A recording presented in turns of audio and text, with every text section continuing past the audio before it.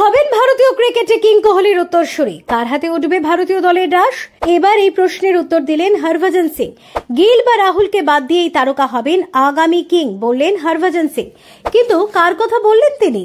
আন্তর্জাতিক test cricket থেকে হঠাৎ করে বিরাট কোহলির অবসর ঘোষণা অনেক ক্রিকেট প্রেমীর মনেই দাগ কেটেছিল।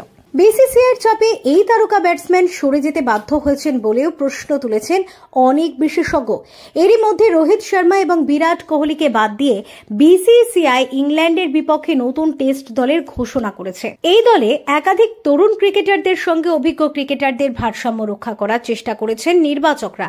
কিন্তু কোন ব্যাটসম্যান বিরাট কোহলির বদলে ভারতীয় লাল বলের ক্রিকেটে হাল ধরবেন, এমন কথা ভাবতেই জল্পনা শুরু। এই বিষয়ে এবার ভারতের প্রাক্তন ক্রিকেটার হরভজন সিং এর গুরুত্বপূর্ণ মন্তব্য সামনে এলো। প্রতি বছর ভারতীয় দলে একাধিক তরুণ প্রতিভাবান ব্যাটসম্যান জায়গা করে নেন। এবছর আইপিএলেও আমরা একাধিক তরুণ ক্রিকেটারদের নিজেদের জায়গা করে নিতে দেখেছি। বিশেষভাবে নজর কেড়েছেন প্রিয়াংশ আর্য, বৈভব সূর্যবংশী, আয়ুষ মাহাত্রের মতো ব্যাটসম্যানরা। অন্যদিকে সাম্প্রতিক পারফরমেন্স এবং অভিজ্ঞতার উপর ভিত্তি করে বিসিসিআই আসন্ন ইংল্যান্ডের বিপক্ষে টেস্ট সিরিজের জন্য গুরুত্বপূর্ণ দল বাছাই করেছে। বিরাট কোহলি টেস্ট ক্রিকেট থেকে অবসর ঘোষণা করার পর তার জায়গায় বড় শূন্যতা তৈরি হয়েছে।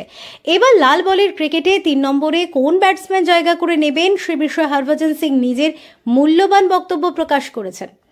তিনি বলেন, সাই সুদর্শনের 3 নম্বরে ব্যাটিং করা উচিত। এই বাঁহাতি ব্যাটসম্যান দুরন্ত ফর্মে রয়েছেন। 2025 আইপিএলে অরেঞ্জ ক্যাপ জিতেছেন তিনি। সাই সুদর্শনের ব্যাটিং কৌশল অসাধারণ এবং সত্যি তিনি ভারতীয় দলের সুযোগ পাওয়ার যোগ্য।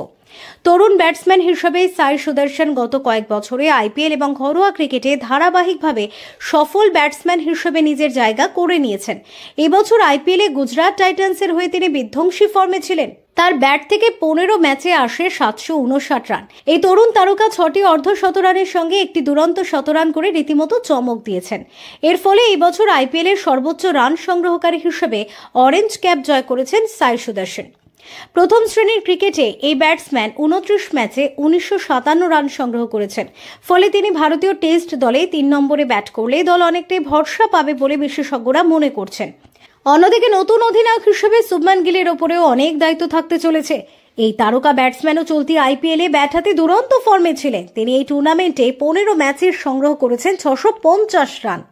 Bureau report, TV7 Bangla.